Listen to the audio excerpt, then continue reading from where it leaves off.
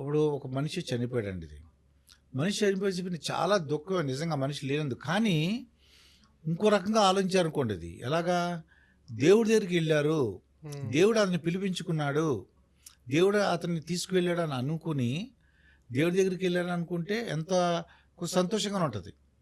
ఇప్పుడు ఇది అంటే ఈ బాధలు, ఈ సంసార బాధలు అన్నీ కాకుండా దేవుడి దగ్గర ఏ బాధ లేదు, చక్కగా ఉన్నాడు అలా అనుకుని నిజంగా మనిషి పోయాడు, బాధపడతాం కరెక్టే. దానికన్నా ఓ నెల రోజులు 20 రోజుల కంటే వాళ్ళకి ఒక అర్థం చేసుకుని దేవుడి దగ్గరికి వెళ్ళారు అని వాళ్ళకి వాళ్ళు కొద్దిగా సమాధానపరుచుకుని చెప్పుకుంటే చెప్పుకొని, అలాగే చిన్నపిల్లలు అయితే చదువు గురించి బాధ, పేరెంట్స్ ఉండాలి, రిలేటివ్స్, ఫ్రెండ్స్, టీచర్లు, స్టూడెంట్స్ విషయంలో అయితే టీచర్లు కనిపెట్టగలరు. చిన్న చిన్న దానికి ఏడుస్తుంటారని వెంటనే ఇవ్వండి, నా హ్యాండ్ రైటింగ్ బాగాలేదు, నా పక్క వాళ్ళ హ్యాండ్ రైటింగ్ బాగుంది, నీకేం పర్లేదమ్మా, ఆ హ్యాండ్ రైటింగ్ అయితే నీ హ్యాండ్ రైటింగ్ కూడా బాగుంది, ఆ బ్యాగ్ వాళ్ళకు ఉంది నాకు లేదు, లేకపోతే నీ బ్యాగ్ కూడా చాలా బాగుంది, నాకే ఎందుకు జరిగింది. చాలామంది ఏంటంటే నాకే ఎందుకు జరిగిందని ఏడుస్తుంటారండి, కుంగి కృషించిపోతుంటారు. ఎవరికి అంటే ప్రతి వాళ్ళకి కష్టం ఉంటుంది, నీకు చెప్పట్లేదు.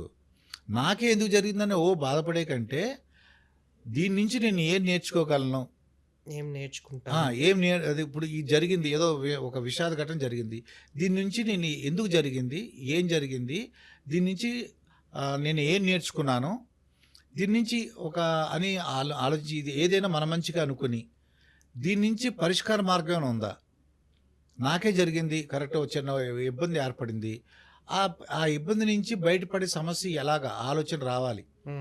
చాలామంది ఏంటి కుంగి కృషించిపోయి అలా ఉంటారు, దాని నుంచి బయటపడాలన్నమాట. ఇది సింపుల్ ఏంటంటే అయిపోయిన దాని గురించి ఆలోచించకుండా దాని సొల్యూషన్ ఏంటంటే సరే జరిగింది, ఇప్పుడు ఏం చేస్తే బాగుంటుంది, దీని పరిష్కార మార్గం ఏంటి, ఈ డబ్బులు ఇంత అప్పు అయింది, ఎలా తీర్చగలం, లేదంటే అవ్వదా, అదిగో వాళ్ళ దగ్గర ఎవరైతే అప్పు ఇచ్చారో ఇదో నా పరిస్థితి ఇది, నాకున్న ఇది అని చెప్పి నేను మీరు దగ్గర ₹1,00,000 తీసుకున్నాను కానీ నష్టం వచ్చింది, ఇగో మీ దగ్గర ఇంతకన్నా ఎక్కువ ఇవ్వలేను, అది ఇంట్రెస్ట్ ఇవ్వలేను, నేను ఇది ఇవ్వగలను అలా చెప్పాలి. అది ఆర్థిక పరంగా.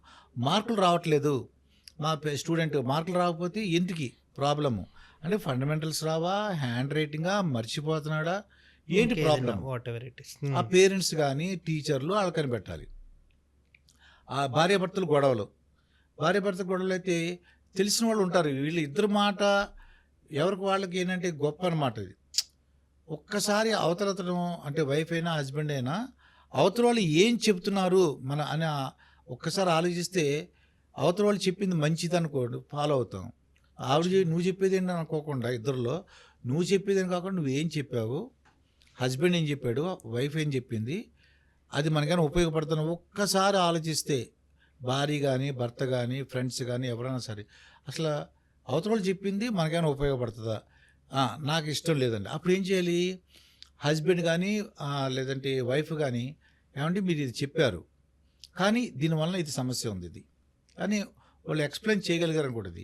ఏదో ఇక్కడి నుంచి మనం ఫర్ ఎగ్జాంపుల్ ఇక్కడి నుంచి మనం విశాఖపట్నం ట్రైన్లో వెళ్దామని అనుకున్నాం, ట్రైన్లో అనుకున్న ప్రపోజ్ చేశాడు హస్బెండ్, ఫ్లైట్ వెళ్ళిపోదాన్ని వైఫ్ అంది.